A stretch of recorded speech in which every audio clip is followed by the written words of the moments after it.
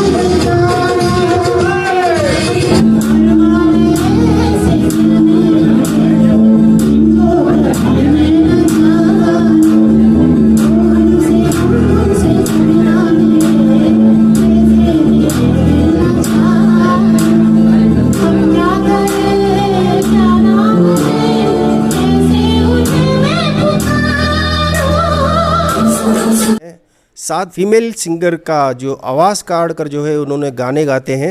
आइए उनसे बात करते हैं। खास मुलाकात में आपका खैर मकदम है। आपको मैंने देखा और सुना, आप हुबहू जो है लता जी की आवाज़ किस तरह से काटते हैं? अस्सलाम वालेकुम। आवाज़ काटने की बात नहीं है, पहले से ऐसी है आवाज़।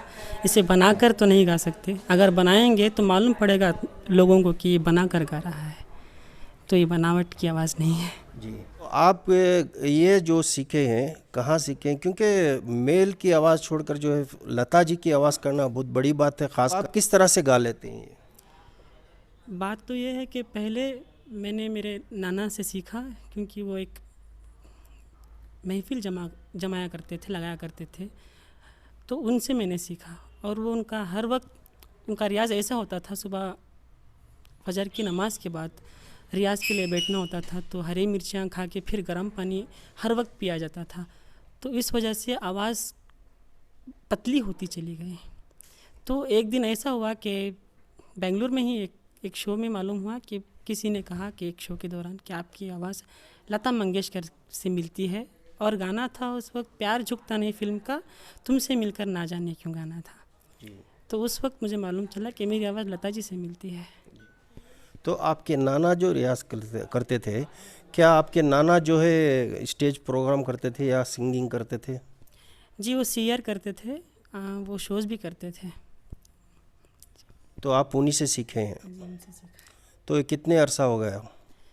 जी, मैंने उनसे करीब 1.5 साल सीखा। उसके फिर उनकी फ़ौत हो गई, उनका इंतकाल हो गया, तो फिर मुझे किसी से सीखने का मौका नहीं मिला। फिर मद्रास में पंडित हरीश भाटिया नाम के एक और गुरुजी थे, तो उनसे मैंने सीखा। उनसे एक 6 मंथ्स तक मैंने उनसे सीखा। ये जो आप गाते हैं, ये क्या प्रोफेशनल ही बिज़नेस है आपका या कुछ और है? नहीं, हमारा शामिल है टिम्बर का बड़ा बिज़नेस है, तो उसके अलावा हम छोटा सा शौक़ है मुझे गाने का बचपन से।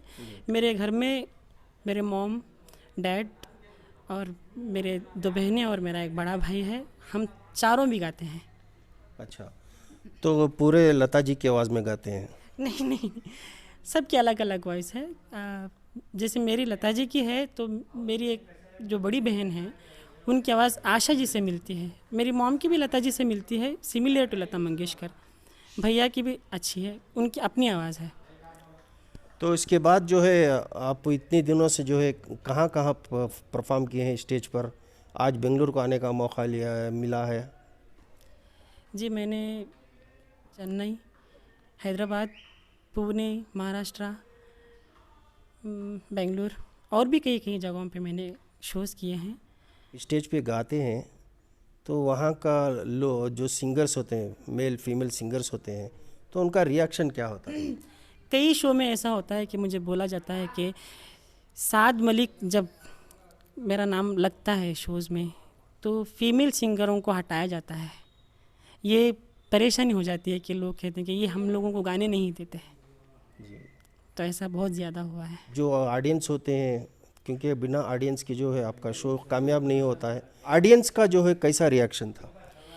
लोग चाहते हैं मुझे सुनना, और उनकी फरमाइश भी बहुत होती है कि हम लोगों को ये सुनना है।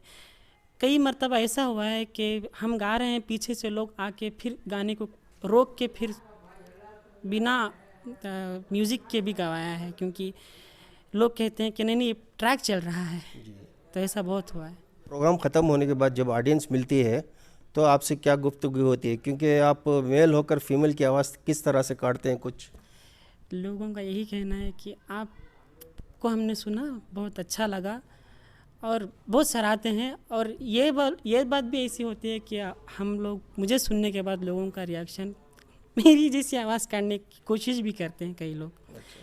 और मुझे टुमकुर में जब मैंने पॉपुलेशन मुझे मिली टुमकुर में, तब जावेद जानू एकेडमी से मिली।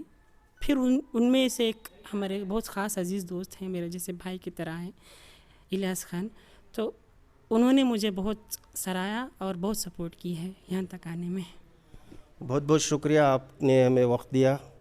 इंशाल्लाह फिर कभी मुलाकात करेंगे। नाज़रीन, ये था ख़ास मुलाकात। इसी तरह मेरे साथ बने रहे न्यूज़ 16 डिजिटल के साथ। मैं सुहेल पाशा, कैमरामैन रहमान के साथ।